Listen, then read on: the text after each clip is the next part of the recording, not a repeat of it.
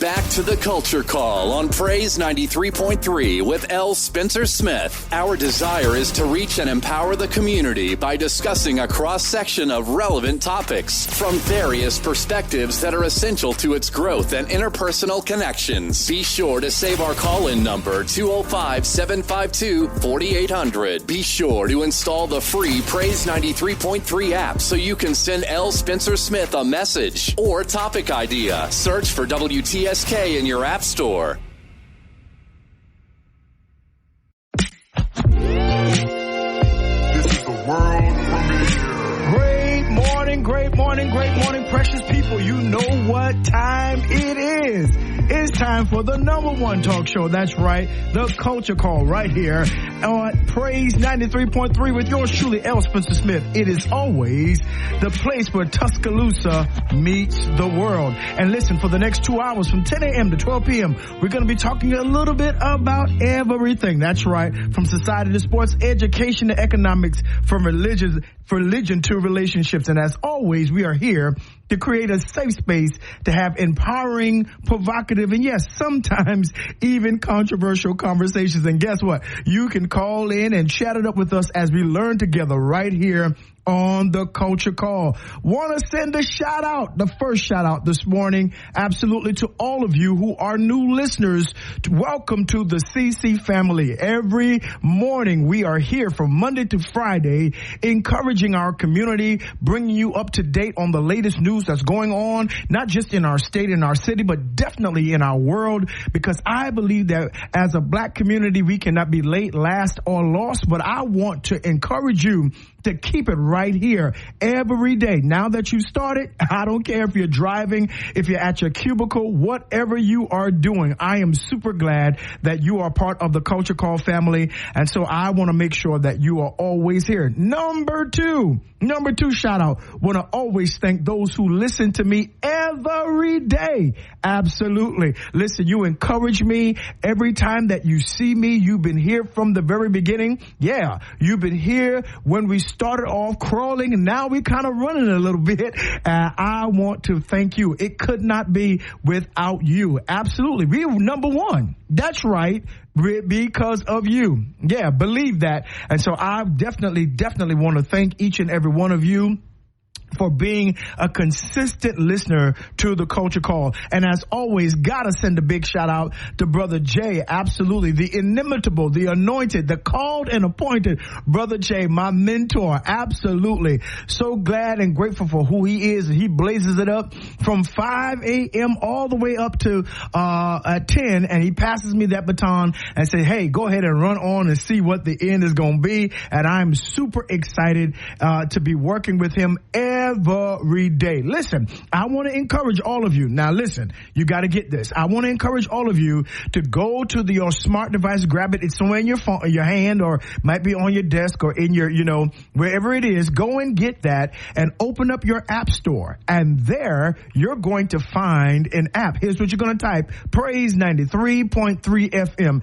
You're going to find a free 99 app there. I need you to download it. It doesn't cost you a thing. That's right. Go ahead and download it, and that you'll be able to hear everything that's going on Praise 93.3 all around the country and all around the world. Absolutely. You are important to us. So if you're in Chicago, Illinois, Dallas, Texas, Los Angeles, California, or right here in the beautiful city of Tuscaloosa, Alabama, Birmingham, Montgomery, Mobile, Huntsville, Gordo, Reform, Aliceville, you know it is, Utah, Bolaji, doesn't matter where you are, you can hear us right here on the Culture Call. I appreciate that so much. Listen, I need you all to go ahead and email me at culturecall.praise@gmail.com. Email me your public service announcements and your events. Yeah, absolutely. I need you to do that because I need to tell everybody what's happening at your church or in your organization, whether it's your sorority, your fraternity, whether you're an artist getting ready to record or have a concert, or a preacher that's getting ready to do a revival or start a church. We want to let everybody know what is happening. You know why? Because we do it better when we do it together, and we want to support what you are doing. Always go ahead and write down this number: 205-752-4800. That's 205-752-4800. And you can call into the show. Guess what? You can also go to that app and go to the chat section. Yeah, it's a chat section on the app. And you can go ahead and chat it up with me. Let me know what's happening, if you're going to ask questions, if you want to make a comment. I know most of you are at work right now, so you really can't call me and have a conversation. I get it. My feelings are not hurt by that, but you can still communicate on that chat section on that app. Let me say that on the app is the key for you to stay connected to me. Absolutely. And then go ahead and do me a favor. Go to Facebook. Do that right now. Go to Facebook and search The Culture Call. Yeah, and go ahead and hit that like button, and you can chat it up with me on social media as well. We're going to expand to Twitter and Instagram in a few more weeks, but I want you to go ahead. Facebook Meta is the easiest way for us to stay in touch right now, so let's go ahead and do that. And of course, for those of you who have missed past broadcasts, we are on Apple Podcasts. Culture Call. Leave the article or the off. Culture Call. And you can follow me there, and you can listen to all of the amazing, awesome past broadcasts that we have had, right? So do me a favor. Sit back and relax. Grab you some coffee. You know how we do it. Maxwell House or Starbucks. Maybe coffee is not your thing. Go ahead and get you some herbal tea. Chamomile if you're trying to calm down. And green tea. Yeah, they got fruited green tea. Did y'all know that? Yeah. Yeah. If you're trying to get a little caffeine kick to make it through the rest of the day until you get to lunch. And definitely, you can always get some alkaline water. It's the water in the black and red label. That's right. Essentia is my favorite. Go ahead and get down to that cellular level. Wake those cells up and get hydrated. And let's get into the culture. Culture Call. I've been missing y'all. Yeah. Why you been missing us? We've been hearing you all week. Yeah, but yeah, I wasn't live. I'm live today. I was on vacation with my beautiful wife for her birthday. She turned 19 again. Yeah, only one of us are getting older, and that's me.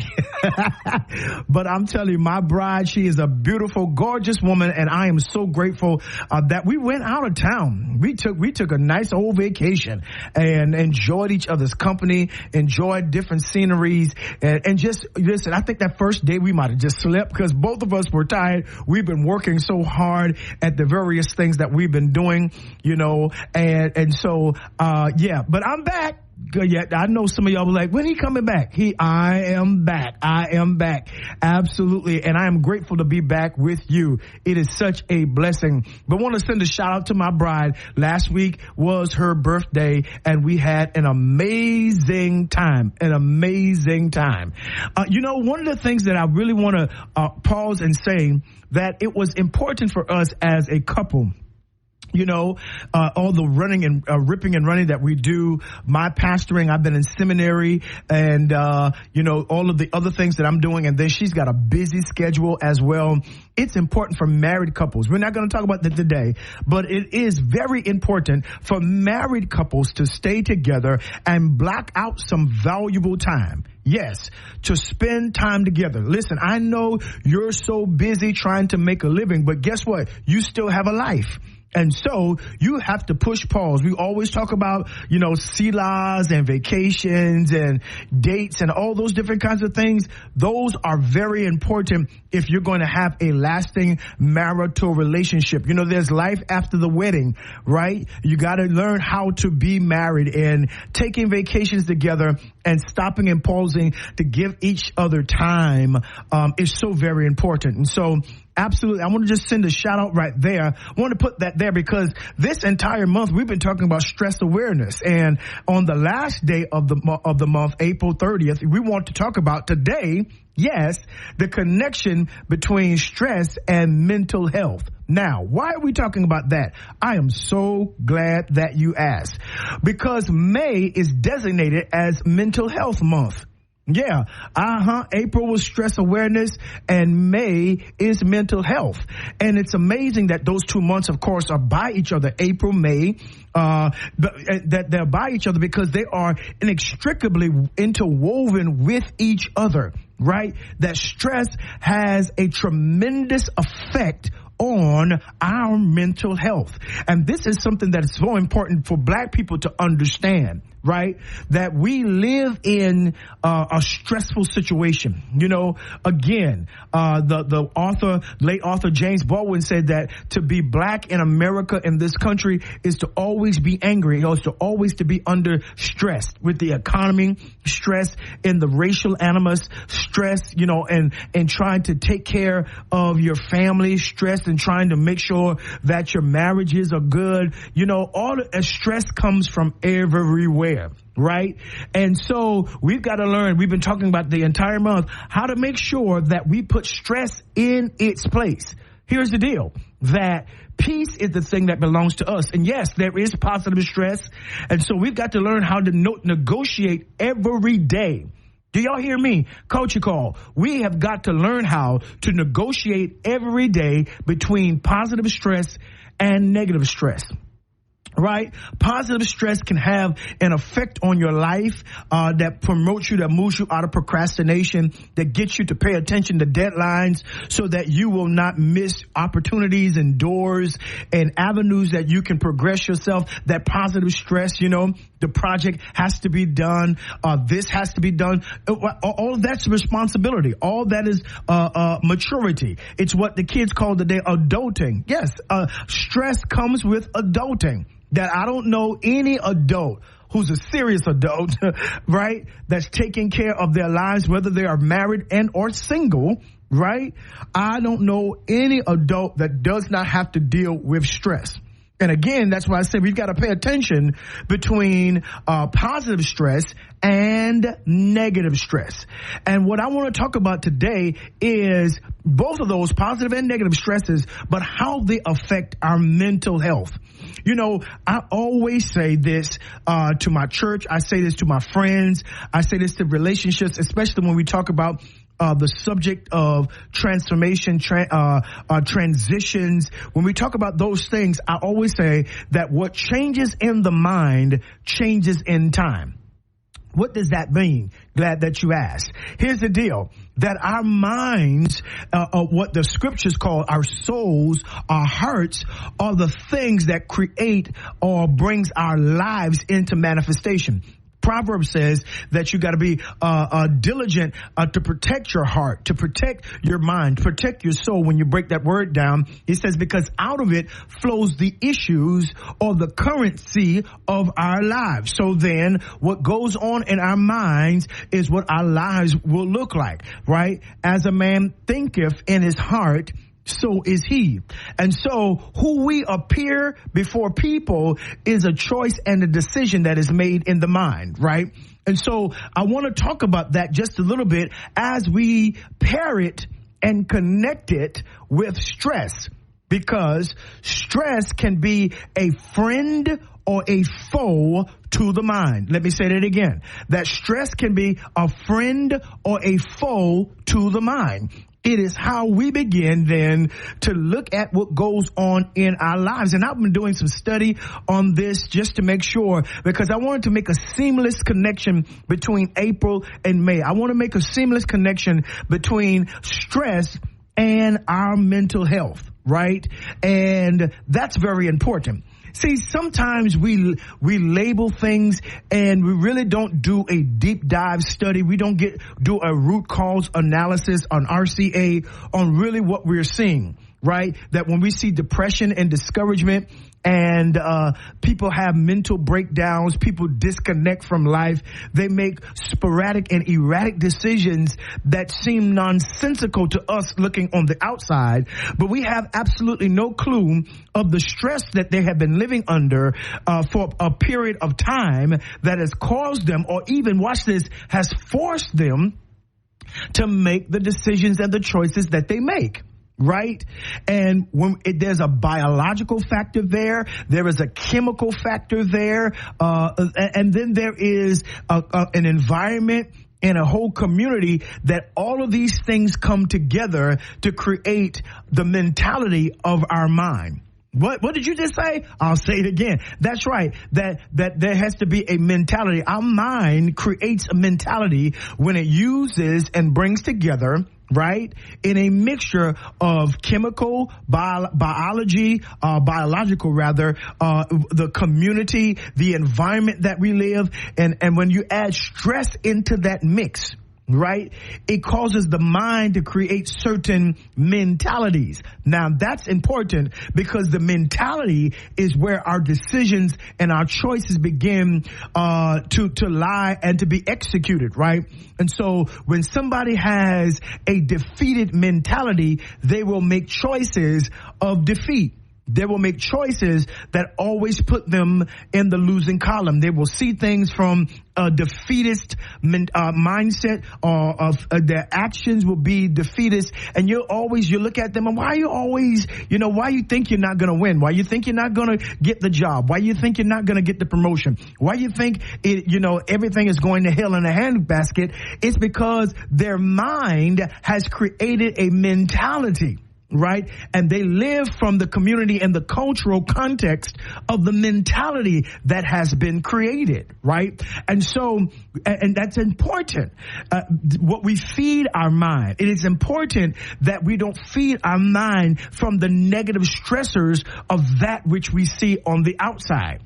And that's important because when we watch the news, when we listen to rumors, when we listen to gossip, when we listen to the preacher, when we listen to singers, when we listen to, whatever it is, our ears are the gateway to creating the mentality. Let me say it again. Our ears are the gateway to our heart.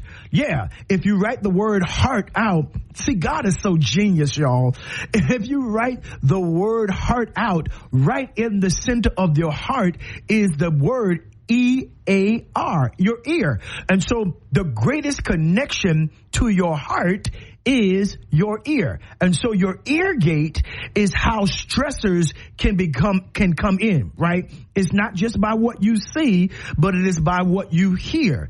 And so when you're listening to certain things that create angst, anxiety, discouragement, it puts you in a place of duress, whereby those things are not just leaving you. And I tell people this all the time. I know when you think, that's why certain conversations and certain things you can't be a part of, because those words don't leave you. That conversation does not leave. You have to try to forget it, right? Because those words, when you hear them, are the creators of faith and or fear, right? Faith comes by hearing. Push pause. Also, fear comes by hearing. What I heard and what I hear a lot of times is the thing that creates the mentality that I begin to function by, right? That I begin to move in action. Now, this is why in the text, and again, I'm not on a pulpit or a preacher's soapbox, but I got to bring some elucidation to the text in James when it says faith without works is dead being alone, because faith and or fear, I need you to expand your thinking now. Faith and or fear is supposed to produce a particular action. That's what it does, right? I've got faith. No, okay, yeah. I've got faith. I get it. I understand all of that. Yeah, but what if you have faith, where is the corresponding action? If you finish reading the text out. And when you're in fear will cause you to fight and or flight. It depends on what you hear. That ear is so powerful into creating that mentality, right? This is why in the text in Timothy, Paul, it really challenges and admonishes and somewhat exhorts Timothy. He says that young Timothy, that God has not given you the spirit of what? Fear, but of power, yes, love, and what? a sound mind, right? Because if you let fear get in your mind, it's going to produce a mentality that begins to cause you to make decisions to do certain actions, or better yet, to not do certain actions. Because guess what? When you don't do anything, there's a level of actionism that goes even with not doing anything, especially when you know you're supposed to be doing it. Right? And so that's important about how we allow our mentalities to be created, right?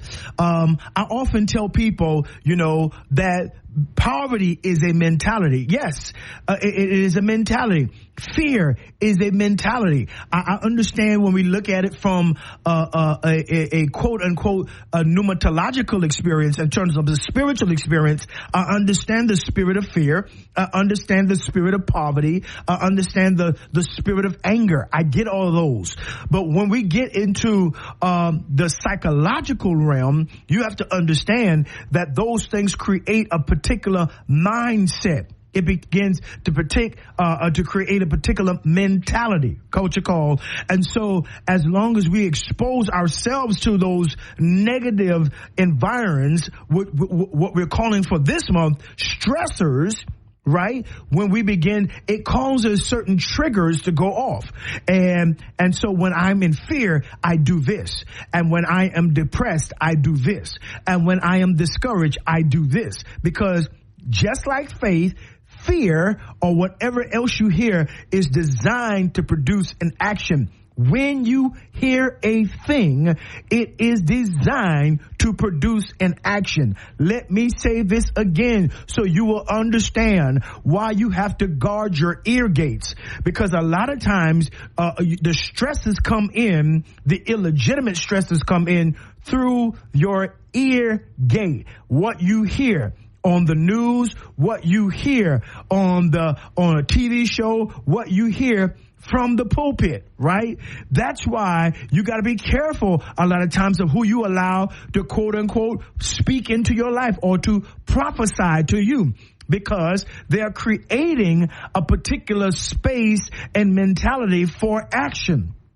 Right? And so if you don't understand that culture call, you will find out that, wait a minute, this thing has caused my entire life to go in a certain direction that is antithetical to why I was created and purposed in the beginning. Right? And so when I hear people that consistently say, I can't, I begin to try to inject some level of doubt to what I know my purpose and my being and my values are, then I separate myself in those, right? If you're going to let's go back to the text, because I think the text is good, right here. Here it says, in 2 Corinthians chapter number 10, it says, the weapons of our warfare are not carnal, but they are mighty to God. Here it is, to the pulling down of strongholds, casting down imagination and every high thing that exalted itself against the knowledge of God. Guess what that is? That is warfare in the mentality. Say it again. That is warfare in the mentality. There are certain things that you hear that slowly, if you hear them over a space of time, if you expose yourself to certain negative stressors, negative behavior, negative environments, negative words, if you keep exposing that, right? And I don't care if it's your family and friends or whatever, you got to make a decision to disconnect from that. Because just like when you watch a construction team build a building, they don't start with the roof. They start with the foundation, right? And then you see the structural beams going up. That's what's going to hold the walls, right? Well, when you listen to negative things and positive, because I don't want to negate that. When you listen to negative or positive things, it's building an infrastructure in your life, an invisible infrastructure in your mind. And it's built, and the longer you let it stay there, and it's not challenged, and it's not pulled down, and it's not what Paul says, cast down or destroyed, right? It will, number one, create a stronghold. What is a stronghold? In layman's terms, a stronghold is a mentality. It will create a mentality. It will begin to affect the way you think, the way you choose, the way you decide, the way you perceive. It will affect your perceptions. It will affect eventually your language. It will affect all of those, right? Right? Strongholds, right? And then it says, then it will create imaginations. Now, that word in the imagination in the Greek is the word arguments. Now, here it is. That word argument there means simply this, that whenever you hear a positive message, whenever you hear a truth, whenever you hear anything about joy, whenever you hear a thing that is going to be beneficial to your life, because that stronghold is there of negativity, that stronghold is there that is secure because you've done nothing to tear it down. You've done nothing to move it out the way. You've done nothing to deconstruct it. It will begin to argue with the very truth of your life. And so the truth says you're beautiful, but you've been listening over a period of time how no good, how ugly you are, how fat, how black, all these different kinds of things that you are. You've allowed that thing to build a stronghold. And now when you hear something, it's arguing with the truth. No, you fat and ugly. And truth is trying to say, no, you are fearfully and wonderfully made. You are a genius. You are great at what you do. And that stronghold is sending out arguments like darts, like absolutely not. And then you have this warfare, in your mind that you don't know what to believe. What to believe. And that is why we have to understand how we must manage and store properly our peace, our purpose, our worth, our being. That's why I'm on this radio every day, to challenge you, right? You hear negative things on your job. You hear negative things on the news. You have negative things from your family. And if you do not on purpose, culture call, if you do not on purpose, I want to say this again. If you do not on purpose begin to say, I don't receive that, I don't believe that, if you don't disconnect from that voice, if you don't disconnect from that negative vision or that negative, that negative oral thing that's coming into your ear, if you don't disconnect, it will secretly build a stronghold and you will be arguing against the truth that has come to set you free in that area to make your entire life better. And so you've got to do the work. You've got to do the work, right? There are many people that have heard and seen things right now that live in a circle and a cycle of defeatism. They live in a circle and a cycle of always saying, well, this is how it's going to be. You know, when I first started pastoring, I had to really deal with people who were upset with me because I was preaching. I was showing them in the text, y'all. I was showing them in writings, in the Bible and other writings, how their life should be. I was tackling with poverty.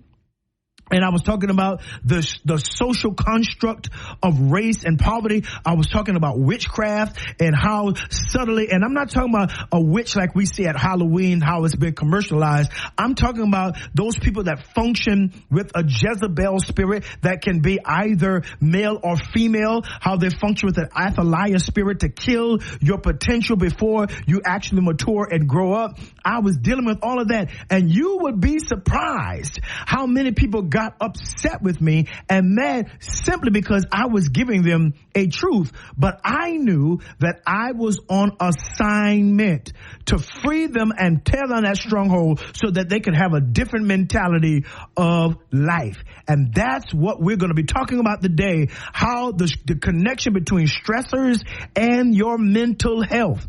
Because it is so very important. Here's what it says. I do above all things wish that you prosper and be in health. What? Even as your soul prospers. So we got to work on our mentalities. We got to work on our mental health. Listen, this is the Culture Call with yours truly, L. Spencer Smith, right here on Praise 93.3, your inspiration station. I need you to keep it right here. There's so much more to come. Don't miss it.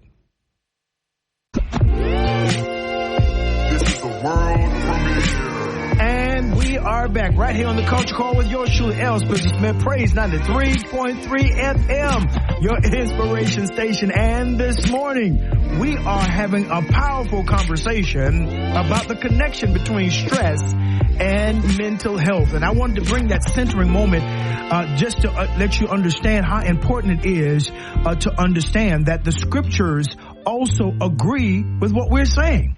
That if we know that God has aligned everything for us to be fruitful and to multiply, to understand who we are, and it begins from the spirit to the soul to the mind. We are a tripart being. And so if there is something going on crazy in our minds, doesn't matter what the spirit says, if our minds are disconnected, and it doesn't matter what our bodies are able to do, if our minds do not will the body to move in the direction of purpose and design, then we're going to be so disconnected. And so our conversation, I guess I can say, has a divine orientation connected to it, Culture Call. Absolutely. And so I want you to know that, because in our communities, sometimes we rely so much on the spirit.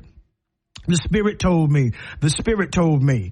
And I believe that. I have to believe that, not simply because I'm coerced, but I'm compelled by this great gospel, by the call of God on my life as a pastor and a preacher and one who is a student of the word. I am a believer of that. But I also understand that there is an articulation of human responsibility that goes on within that, right? Because ultimately the Spirit can say a thing, God can desire a thing, but he has given us our own free will. To some degree, we are sovereign over ourselves. Now, I know that many of you might sit on the edge of your seat when I said that. That is not sovereignty that is equated with the divine, but there is an element of the image and likeness of God that is placed on the inside of us that too renders us as sovereign over our own choices and our own affairs, right? And so God doesn't make up your mind. He doesn't control your mind. You participate with God's voice. You participate with the Spirit of God. You participate with his divine will. Yes, and that is how the will of God comes into the earth and is manifested through your life. See, so we've got to have an understanding of that. Just like you can't say the devil made me do it, you really can't say God made me do it, because we are not robotic beings. Let me say that again, because I think some church folk, a lot of times they use that whole God is in control to alleviate them from using their own minds and their choices and their decisions, that they can do whatever they want to do and God's going to clean it up. That's not how this thing works. If you look in the scriptures, you will find out that that's not how it works. That just like Jesus in the Garden of Gethsemane, and I did not mean to wax preacherly this morning, but since it's one of the tools in my arsenal that I do have, here it goes. This is one of the things that we point out in Jesus' discourse in prayer in the Garden of Gethsemane. He gets to the place to where he says, I really don't want to do this. Right? But then he acquiesces. Here it is. He's like, I really don't want to do this. I've never been disobedient, but I don't want to do this. Okay, let's deal with that for a minute, right? I really don't want to do this, but I've never been disobedient, but I'm willing to be disobedient this time, because I really don't want this cup before me. But he says this, here it is, that supports my notion. Nevertheless, not my will, but what? Thy will be done. That's what he tells his Father. Your will be done, but I have a will too that can disobey you. I got a will, right? And so that's important for us to understand that a lot of times we see people, and I begin to really, as I begin to do the work of pastoring and live every day, just dealing with people, I begin to wonder, to kind of maul watch how they do things, right?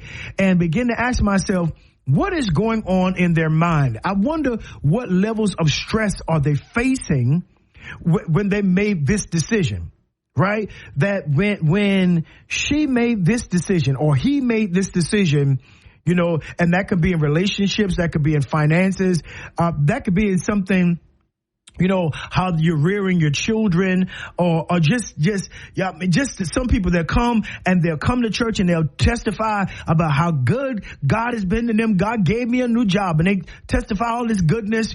And then a couple of weeks later, I quit my job. Wait a minute, hold on. Oh, okay. I thought you just praised that you had a testimony in church that God gave you the job. Now, 2 weeks later, that's right. That's how inconsistent folks are. 2 weeks later, you come in the devil on my job. Wait a minute. Somebody's lying. And watch this. And it's not God. It ain't the devil. It is your mentality. It is the mind that you have to be able to make choices and solid decisions that have been affected by the stress of the reality. You got the new job, but it's a new position, but you expected it not to have any stressors, right? You expected that you could come in like your entry level. No, you got a promotion now. No, you're a manager now. Absolutely not. You're an administrator now. You're a teacher now. A principal now. See, when you were a teacher, you could get away with certain things. You could have a summer break if that's how your contract is set up. But as a principal, no, you got to work all year. You don't get a break like that anymore. And so, now you got to make decisions that you didn't have to make. So, yes, it comes, I tell people, you keep asking for blessings, asking for promotion, asking for elevation. But here's what the text says. You got to count up the cost, because every elevation comes with a certain level of stress. Everybody knows what the leader ought to do until they come up under the stress of being a leader themselves. Say it in here, L. Spencer Smith. I will. That everybody knows what the pastor should be doing until they become a pastor. Huh? Everybody knows what the wife should be doing. It is amazing to me that a lot of times single women all on social media, if I was a wife, I wouldn't be doing that. Right, but you ain't a wife, so why are you even talking about it? Right? And many people talk out of their rim. If I was this, man, bro, I wouldn't take that. No, you ain't this. So the stress on having to perform under these conditions, you are given the liberty to speak in ignorance because you don't hold this particular placement, posture, and or position. So you can't even posit. You can't even think on that level. You don't have to navigate this crew. You don't have to. It is easy for you to sit back and say what you would and would not do until you are placed in the same level of stress and the same level of necessitated response. And so that's very important. That if I was you, I would leave him. Well, you ain't got nobody. So that's hypothetical. So why are you even talking? Why are you even talking? On that social media, I look at it a lot of times and people commenting.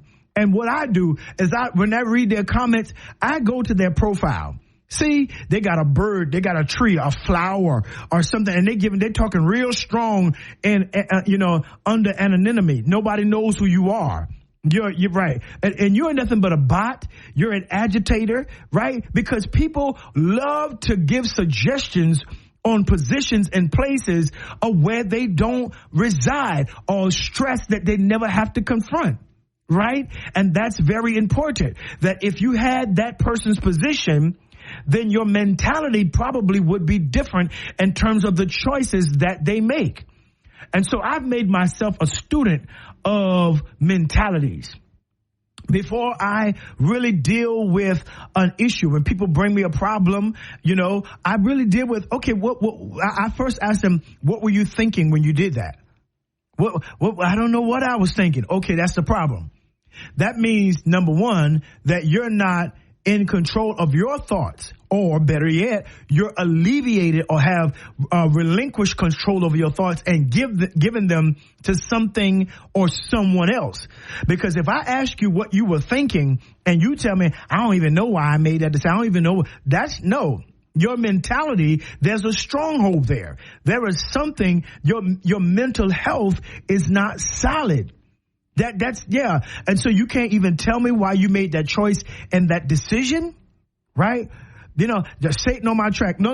Leave the devil off. Leave Satan alone.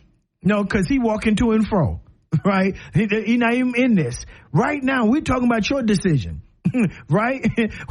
We're talking about why did you leave your family, sir? Right? That's what we're talking about. Ma'am, why are you doing this? Right? Huh?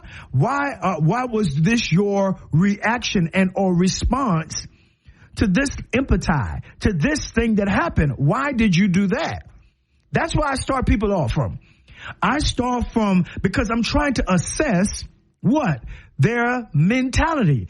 Where is the springboard from which this choice or decision jumped off? Now, Culture Call, this is important. This is important, right? That's one of the things that when we would do crazy things and my parents were, the first thing, it wasn't no spanking first, especially when it came to my father.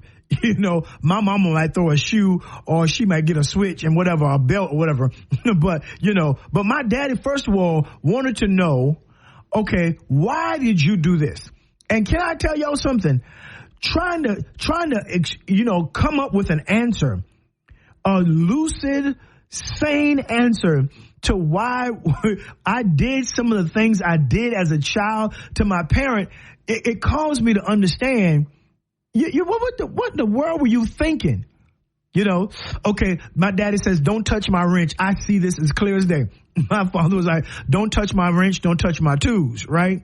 Because if you break them, I'm going to tear you up. Okay, so I already knew that. And here's what he did. He asked and see if we could understand, right? I think this was probably one of the many times I tried to run away from home, but that's not what we're talking about.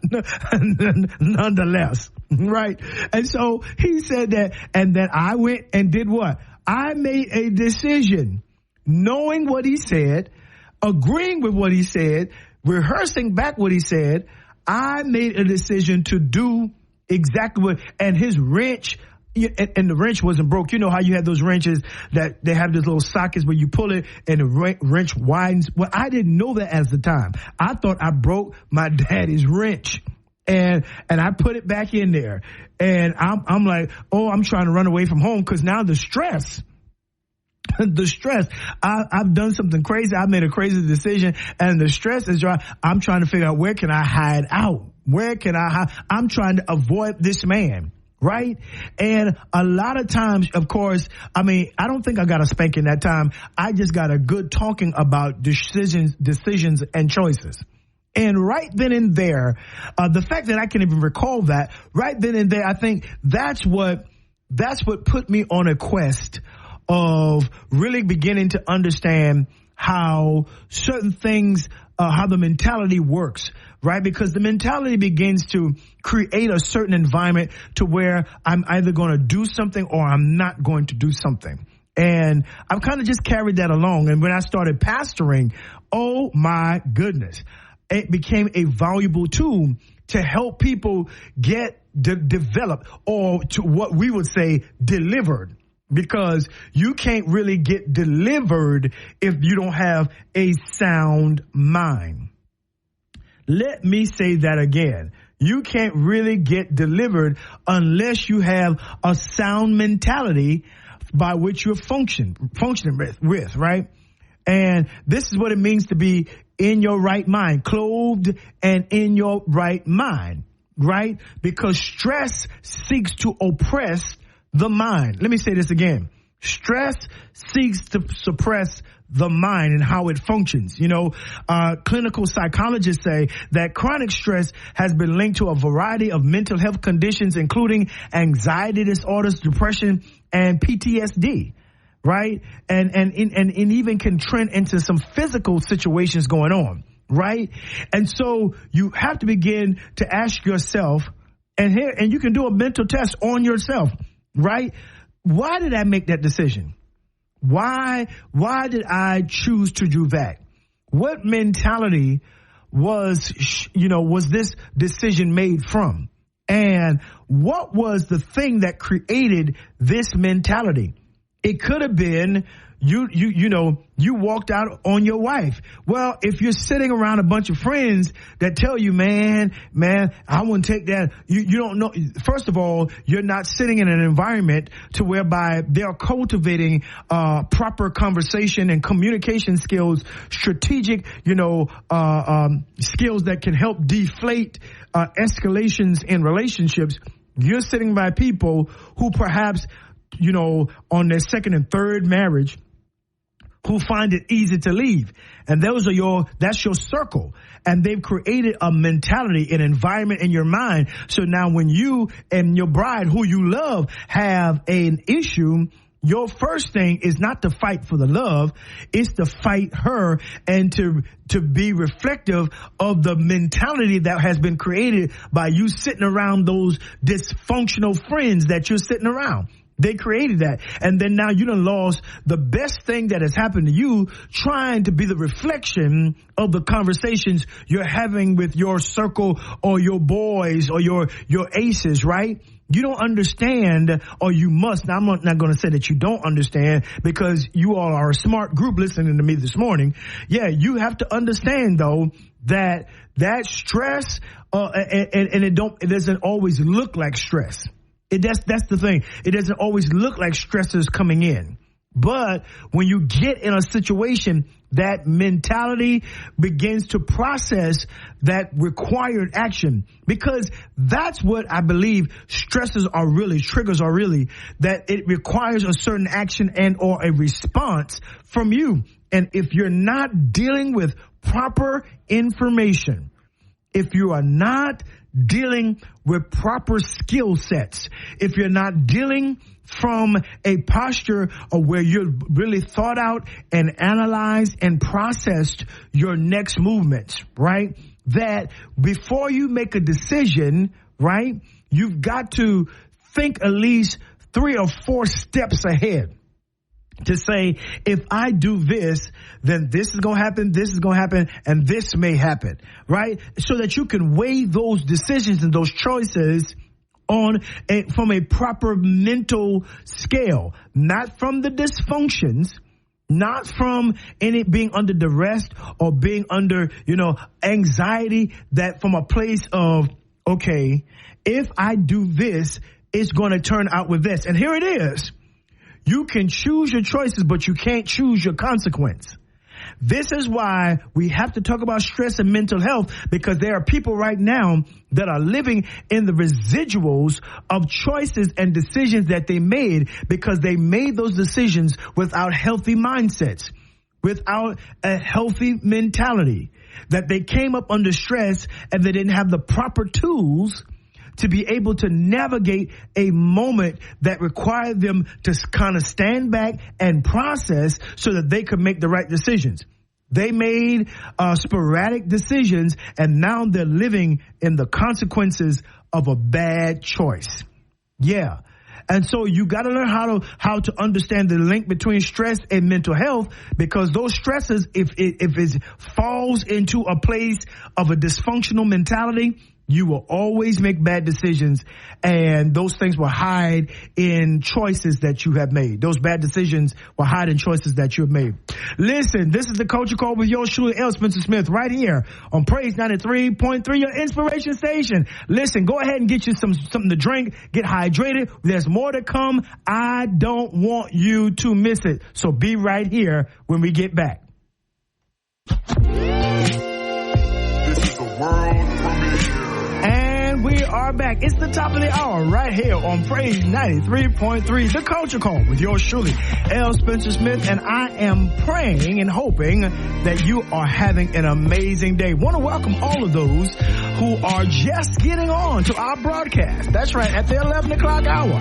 I want to welcome you to the CC family. Absolutely. Or maybe you're on a break and say, hey, let me catch him, because I couldn't hear him from the first hour. But guess what? I am glad to have you here now, because we have been having an amazing conversation, very important conversation today, as we tie up the month of April, which is Stress Awareness Month, and as we give birth to the dawning of May, which is Mental Health Awareness Month. And so we want to talk about, we've been talking about the connection between stress and mental health. There is such a profound connection there. But nonetheless, I want to welcome all of you to this hour. And I want you to join right in. Don't forget, you can hit me up on the app. Hopefully you already have it downloaded on your phone. Go ahead and hit me up on the Praise 93.3 app. Let me know what you're thinking about the conversation, whether you agree or disagree, or, whether you want me to talk a little bit more about something else,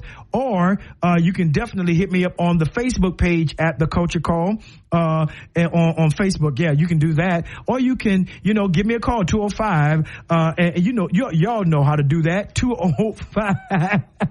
Yes, right, 205-752-4800, 205-752-4800. You can call in and let me know exactly what you are thinking about our conversation on today. Listen, the month of May, we've got a lot of things packed.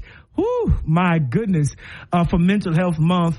And I've reached out to some of my doctor friends. We've been trying to do all this between their schedule and my schedule. We're trying to make sure that they can come in, or at least, call in to be on the air to share some important facts and information with you. I think that is so very important for you and I to have those conversations from qualified professionals who can kind of navigate us through some of the nuances of the conversations that we're having.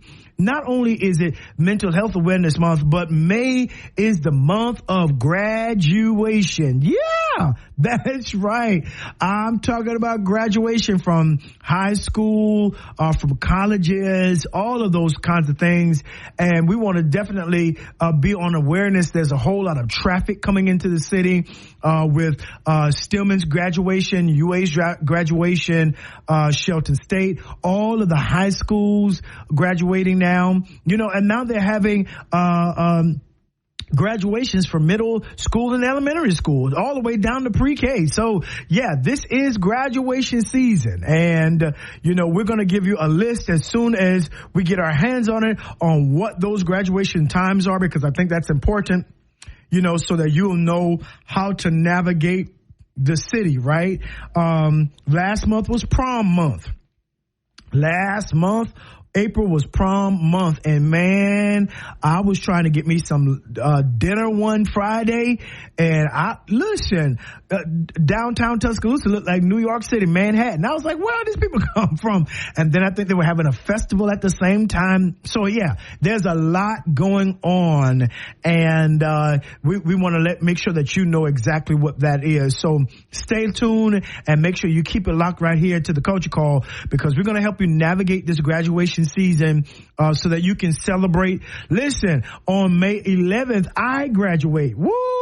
I'm not here, but in Richmond, Virginia. I am graduating from the illustrious School of Theology from Virginia Union, the Samuel DeWitt Proctor School of Theology, with my Master's of Divinity. Listen, this has been a 3-year process, but it's one of the most prominent schools in the country. And I'm graduating. I'm going to toot my own horn with honors. Woo!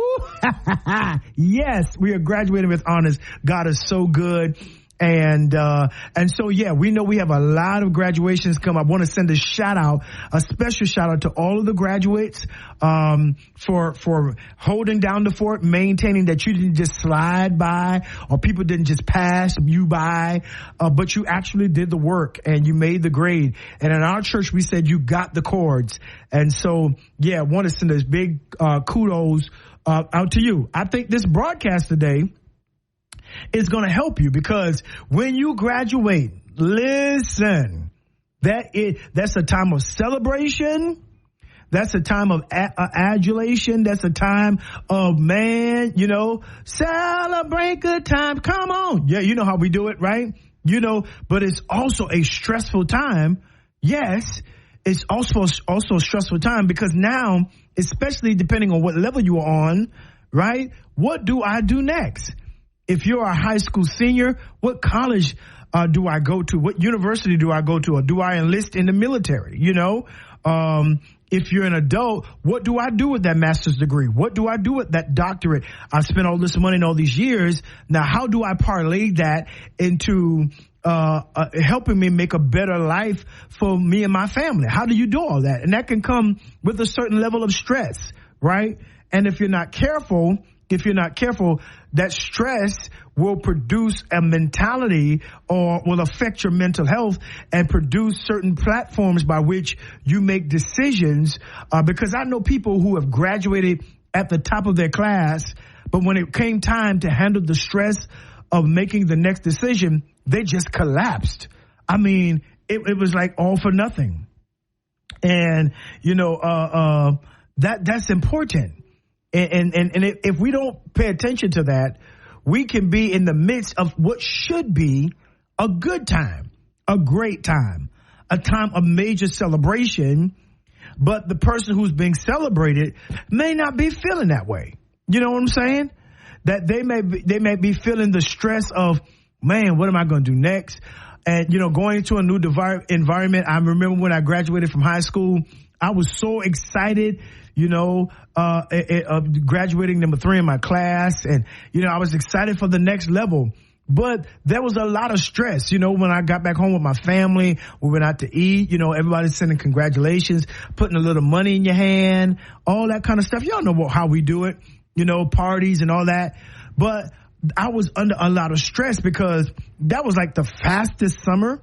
That was just like the fastest summer because I was moving away 6 hours away from home, from Moncks Corner, South Carolina to Tallahassee, Florida, going to Florida A&M University to start a life where my parents didn't have to weren't going to wake me up. No teacher was going to remind me of my assignment. I had to learn how to be on my own for the first time. And although I had a roommate, that roommate was definitely not anything like my parents, reminding me of the things that I needed to do. And that created a whole level of stress. And then I was trying to march in the band. It was just so much going on. And I think we neglect understanding that in the midst of celebration, those individuals who may not have ever had to deal with that stress of the next, which should be a positive stress, can turn into negative stress because they're trying to figure out what is next. And if you're not careful, that stress can handle their mental health or can affect their mental health, that they go into the next level or into the next season of life, right, under so much duress that they can't even enjoy it, right? And, that happens all the time. And we don't pay attention to that because to our children, we don't pay attention to what this next movement has on their mental health, and really making sure that we have a conversation. And this is the part I want to get to, that we're not having conversations about mental health and how to handle stress, right? And I'm going to be talking about this the whole month of May. So this is not a one-on. This is something that I want to make sure that we rehearse the entire month of May. Why? Because I want you to have that conversation with your children that are graduating and about to, there's a lot of high expectation because how we do as black folks, we put the burden of achievement for the whole family on one individual, especially if they're the first to go to college. If they're the first to do something, or not even at the first, but they're in a long line of those who are achievers, right? Then there's a level of expectation to make sure that person or that young person is achieving on the level that everybody else did, right? And so we do a whole lot of things that are well-meaning, but can turn out to be unhealthy if we don't really understand how to have conversations, right? And that was one of the things that, I was missing when I went to that. My parents did not have that conversation with me, moving away from home, dropping me off in a foreign place, that I was dealing with the stress of making the band, that I was dealing with the stress of being a freshman that year, that semester. And I had an 8:00 class. I just didn't, it was a whole lot, and I come from a family of a lot of high achieving people. And so I'm under this whole, that's positive and negative stress, because, I got to do well and handle all of these things. I've got to learn how to navigate certain stressors and certain activities and certain choices and decisions that I've never had to before. And I was not given a manual, right? I was not given a choice or a decision-making book. The best that my family did was, you get into something, pray and call on Jesus. Seek the Lord, right? All of those things, right? That's just kind of, and that was before the day of cell phones, so I couldn't text anybody. That was the day where at the time I didn't have a phone in my room. You had a phone in the hall, in the dormitory, and so you had to wait in line. So there was a lot of times that you didn't have connection outside, and you had to learn how to deal with stress. And fortunately, we're living in an hour where, our young people can call and find help if they ever get to, when they get on these campuses and certain things are going on, and they don't know how to reach us. I think that's very important. But we have to have a conversation with our children. With our, and when I say children, I'm really talking about those who are graduating, leaving out of your house, right, and going on to the next phase of their lives, right? And you've got to posture that. You gotta, and here's the reality, that sometimes the child may need to take a year off coming from high school so that they can mature, because sometimes they're not mentally ready to handle that environment. That a lot of times you think they're fine, then they get into, trying to compensate stress through drinking, smoking, other illicit activity, and unfortunately, sometimes they have a nervous breakdown. They become suicidal. We don't speak that, but that's the reality, right? And so we need these conversations that we're having between the connection of stress and mental health are necessary. They are necessary for us to understand that how does your child process stress? What keys and what tools have you literally given them to deal with stress, right?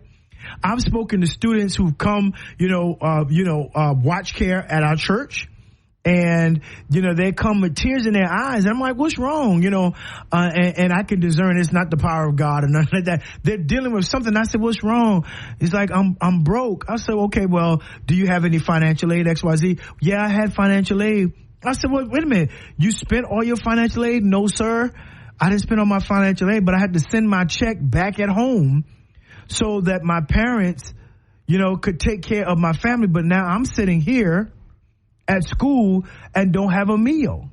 And I'm like, wait a minute, say that again? And they ran down the list.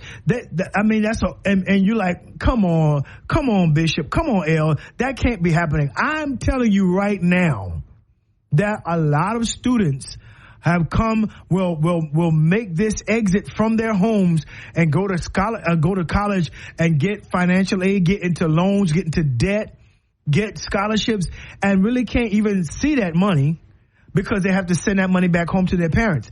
This is a lot of times why schools hold the money and take their money out first.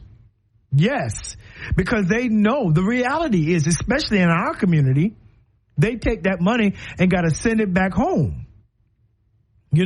Those thousands of dollars of refund checks, they've got to send it back home because their college career is taking care of, the family back home. And they're trying to navigate that, trying to figure out how they're going to eat, and then trying to work and trying to do classwork. That's a lot of stress. And so these kids come in tremendous tears. They come in, they have tremendous, situations going on, and then they get into things trying to make money. They get into situations, and so we got to do better. As a community, we got to do better, right? And that's important. I knew my parents didn't have an uncle with a silver spoon in his mouth. Nobody died to leave us $1 million, and so I knew I had a gift, And so my mom was like, yo, all I can do is I'm going to make sure you get this and this and this and this.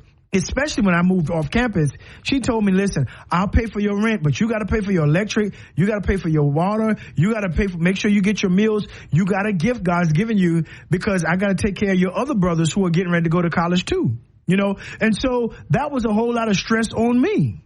So I had to make decisions, right? And fortunately, I had an environment that was faith talking. I found friends that we could partner together and get a box of Popeye's chicken, right? And back then, Popeye's, you know, was really the thing. And so we could get like an 8-piece or a 12-piece or whatever. And they would have student coupons, and we would go and we would get that chicken and we would just eat, you know, go to Popeye's, get the family size chicken and the family size, red beans and rice, and the family size biscuit, and get us some jelly and some honey.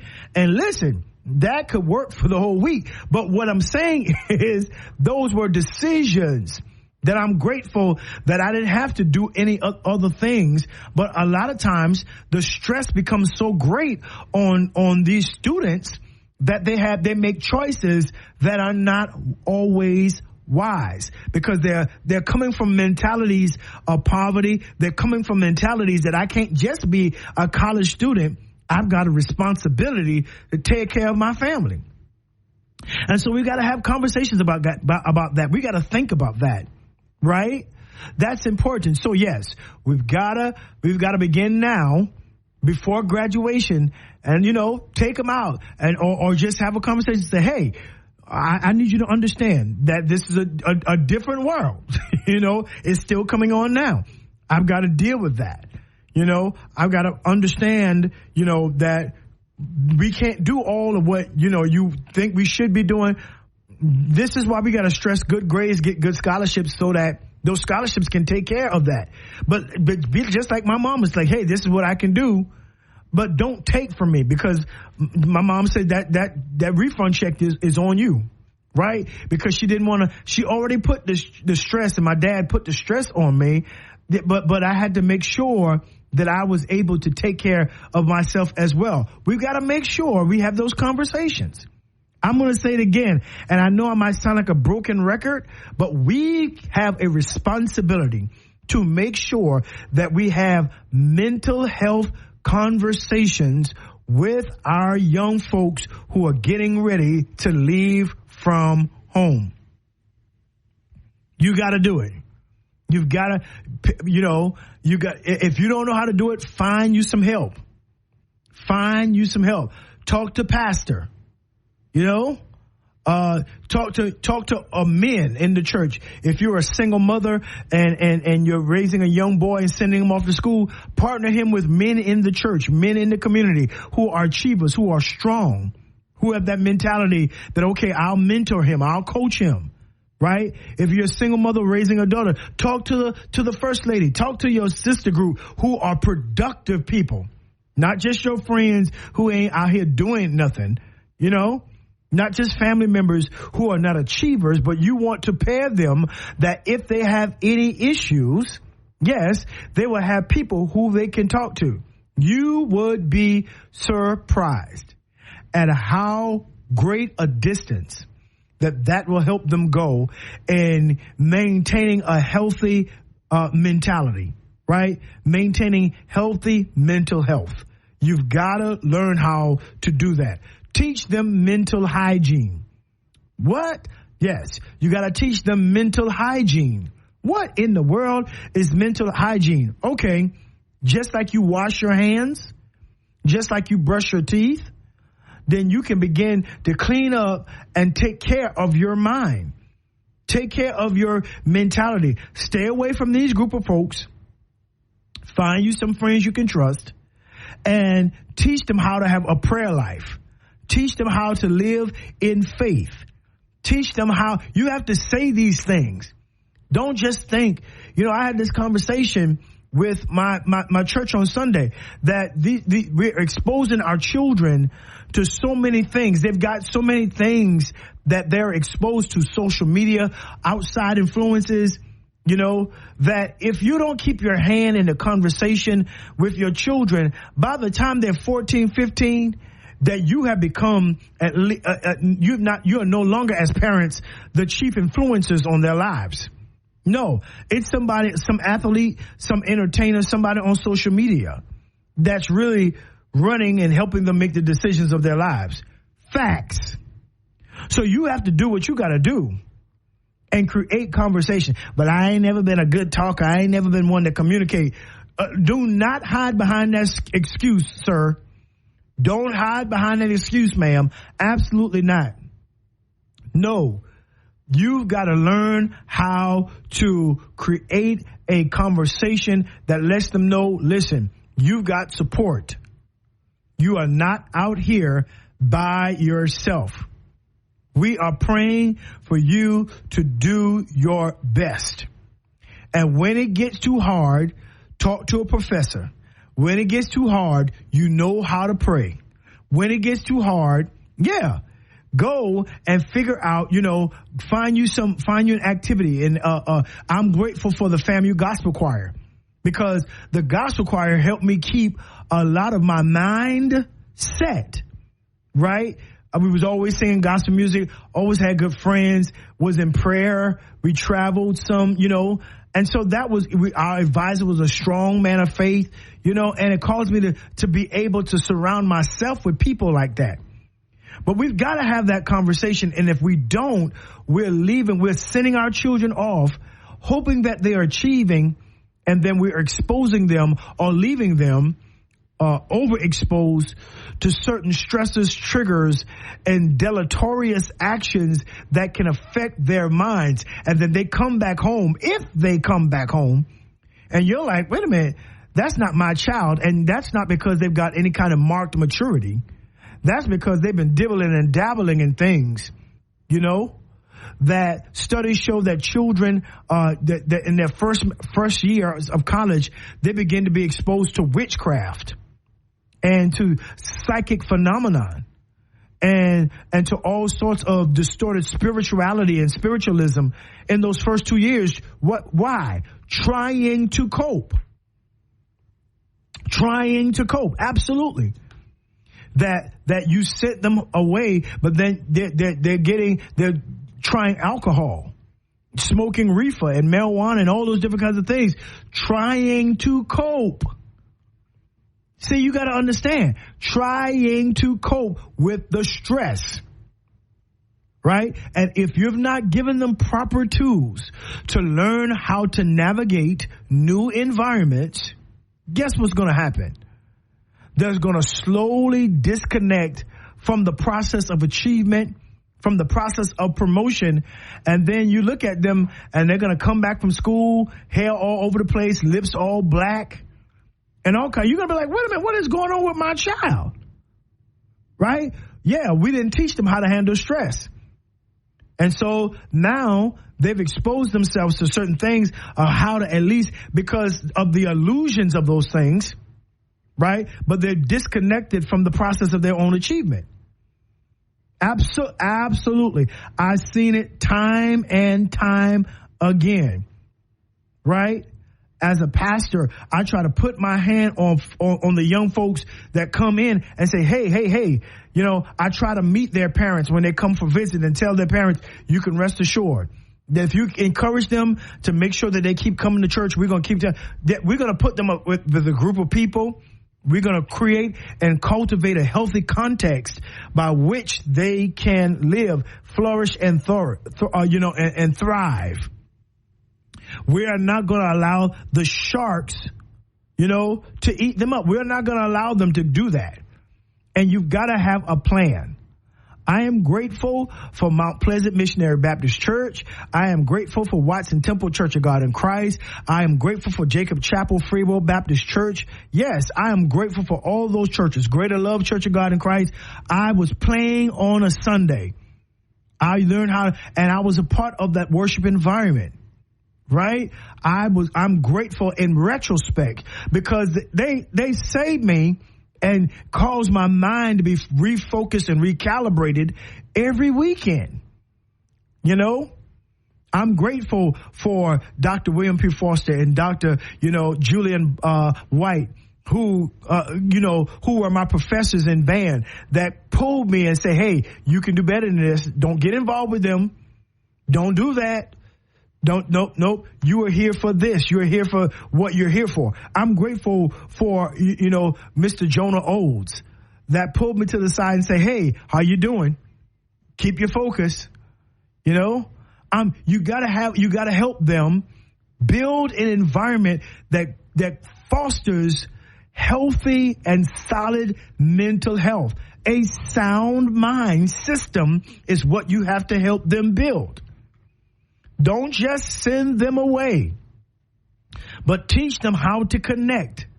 Teach them how to find a well in the desert, springs in the desert. Teach them how to sometimes, yes, walk away and go to the calf and get you something to eat, right? Teach them how to find friends who are doing clean things. Let me say that again. To find friends who are doing clean things so that they can have a sense of connection. Don't be afraid to say, find a church when you go there. Find the people who love God, especially those of us who are faith-oriented. Don't just send your child out your house and don't say anything. Because they're not coming back every weekend. They are not. And the first thing a lot of times that they lose when they get on the college campus is their sense of religious center, their sense of spiritual center. They lose the understanding. Oh, I can sleep in on Sunday? Huh? I can do that? What? And ain't nobody gonna fuss at me? Ain't nobody knocking on my door, telling me get up and it's time for church. Ain't nobody doing that? See, yeah, it's too easy. It's too easy. And so you got to tell them, yes, you go there, especially if there are a distance from home. If you're sending them away, you got to tell them, yes, find you where people go to worship. Ask around. Are there any good churches? Because every church ain't a good church. Huh? Come on, Zion. Come on, Coach Nicole. Every place we go, there were a lot of interesting churches, right? I'm grateful for Pastor Betty Haney, from the Capital Circle Church of God, that she was there keeping us all. I mean, every Friday night she would have a worship and praise and worship service where we could go, those of us who were gifted and talented as singers, and all of us would go on a Friday night protecting us. Because she was like, listen, I know how it is to be in college. I need y'all to come in this church and y'all can stay and she would let us stay as long as we wanted to, right? And it protected us. It kept our minds, right? Helped us to develop a mentality. It kept us from throughout the week. And we found families that would feed us. We would go over to their houses. And man, I had about 4 or 5 families taking care of me. That was one of the things that my grandparents told me. They introduced me to somebody. And I mean, that first Sunday I went to play for their church, a pastor at their church. That first Sunday, they fed barbecue ribs, collard greens, macaroni. I was like, wait a minute. And they were walking distance from campus too? Yeah. See, this is why community is so important. Because when you teach your children how to build community, they can build community anywhere they go. Right? That they can build community anywhere they go. Right?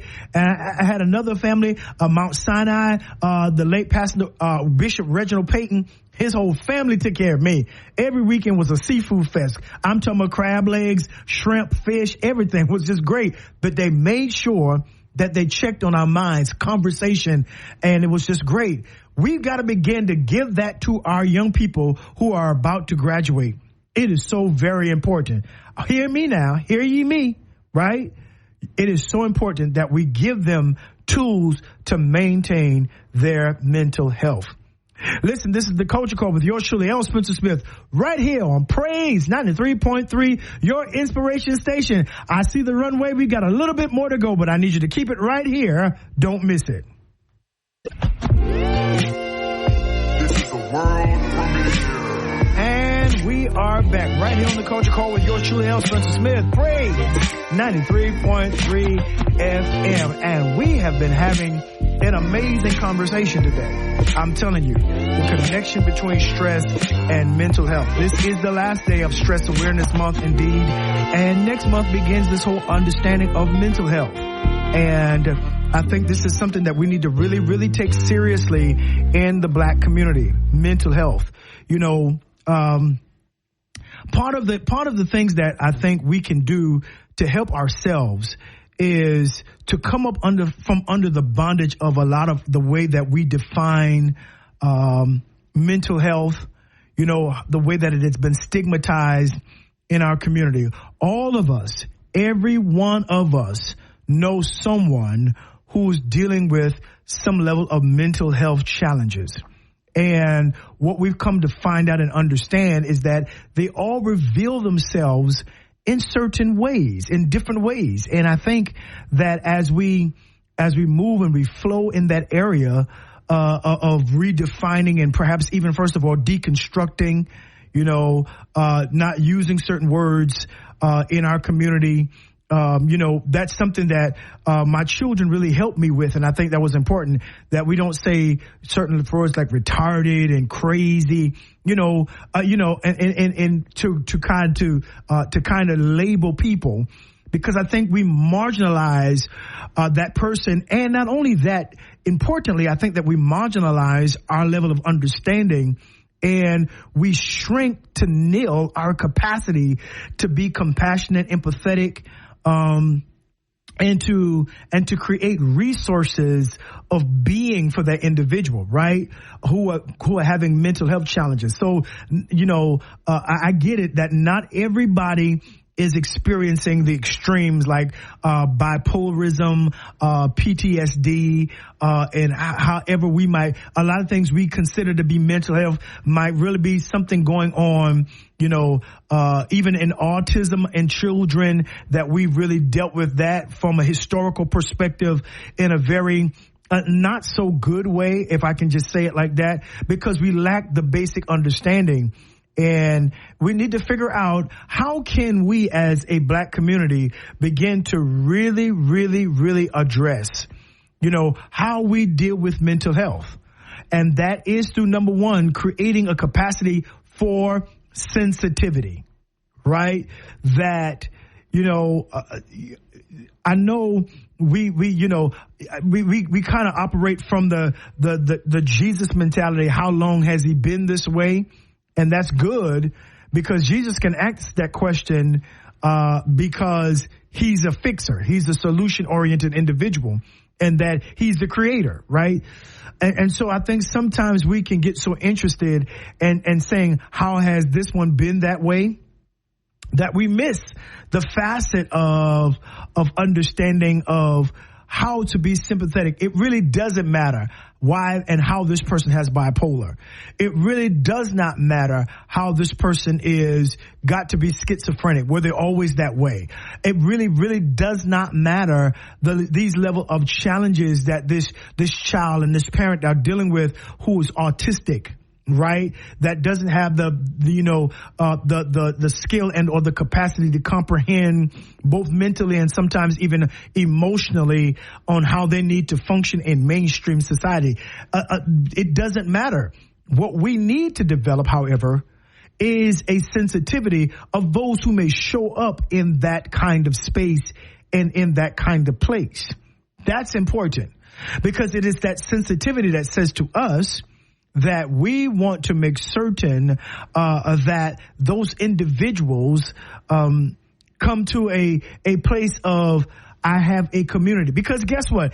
Even if they have mental health challenges, right, they still are a part, yes, of our community. They're still a part of our churches. They're still a part of our schools. They're still a part of our relationships. They're still a part of our family. They are still a part of our communities.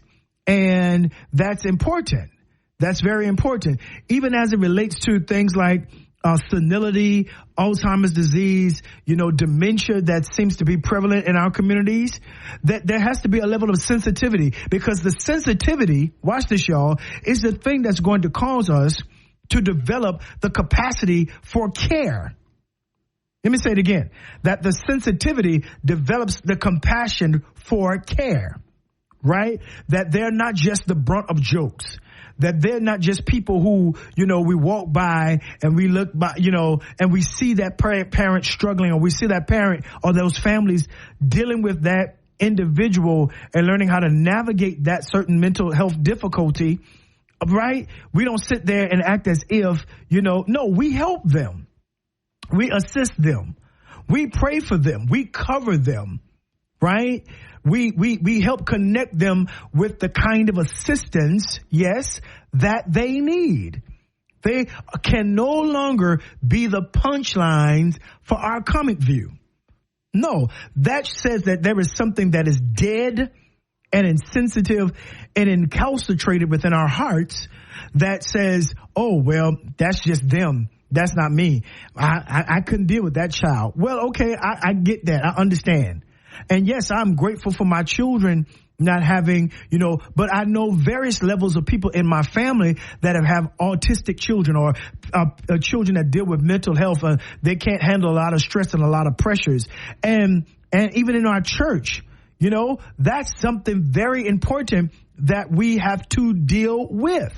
And we've got to make sure that we gain the capacity, hear me, Culture Call, for compassionate care. Yes, compassionate care. We have to educate ourselves, yes, on what various levels of mental health looks like, right? That you and I have absolutely no clue about what this individual or individuals have had to encounter in their lives. You have no clue of how this person was born and the level of trauma, even in the birth process, that happened, right? We don't know. We don't know the struggle of that young girl or that young boy who's all they want to be is normal, right? All they want to be is normal, but we have no clue of the journey they have had to take from here to there. So it's very important. Let me say it again. It is very, very important that we begin to give knowledge and give place and give space to the understanding to those individuals, especially the care, especially the concern and the education. And those people need to be loved as well. Those people need to be embraced as well. Mental health, absolutely. If granddaddy could, they would love to remember all the names of their children. They would love to be able to function with the full capacity of their mind until they are deceased. They would love that. But reality is that there are diseases, there are situations, there are things that have happened that could open up the doors for chemical imbalances, etc., right? Levels of trauma, right? That they may not be able to operate functionally in that level, on that level, right?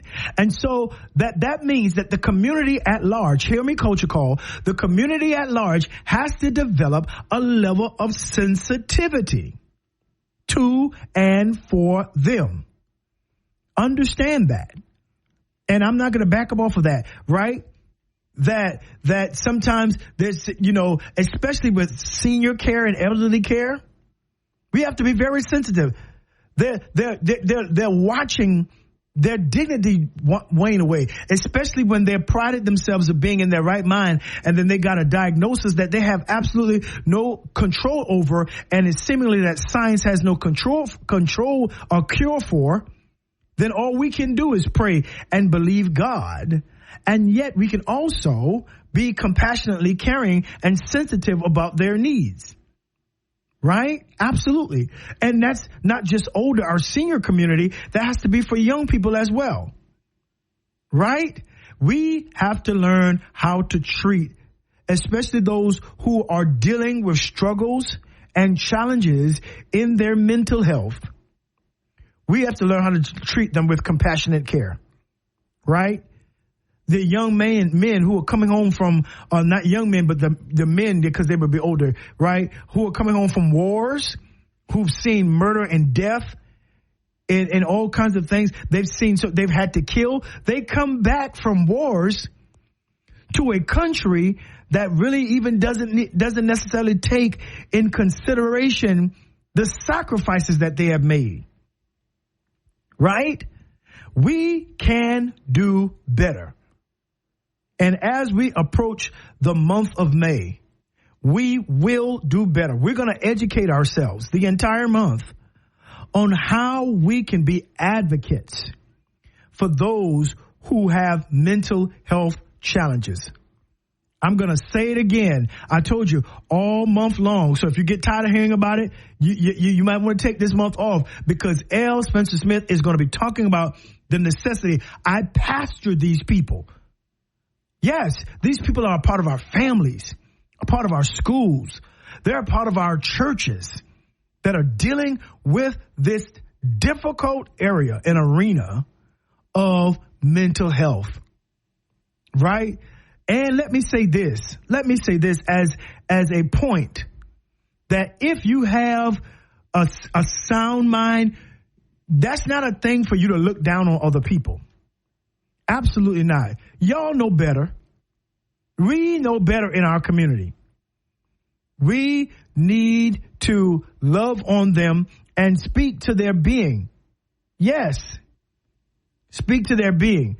I remember there was an older lady in our church. She had a challenged son, and a mentally challenged son. And when he would do something that she knew that he wasn't supposed to do, she talked to him like he had great value. She talked to him like she would be talking to me. She said, "Now, you know you wasn't supposed to do that." And you could look at him and tell he was processing what she was saying.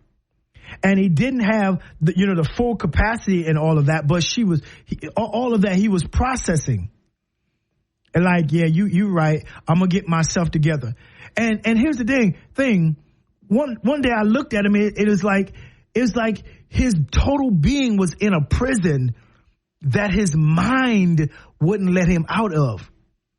And I learned from that day, I'm talking about as a teenager, that God, it is a blessing to be clothed and in your right mind, be clothed in your right mind, to have the covering of a right mind. So we've got to have intelligent conversations, because they are imprisoned in a vicious cycle of improper mental health.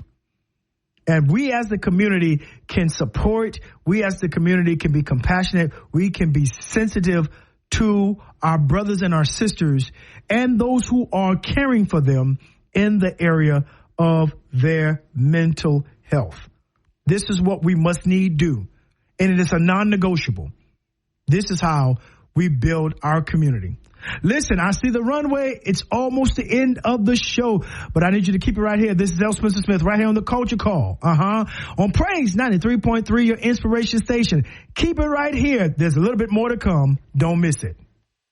This is the world premiere. Well, it has been an amazing show today, and I am so very grateful for each and every one of you. Listen, remember, May is Mental Health Month, and we're going to have a blast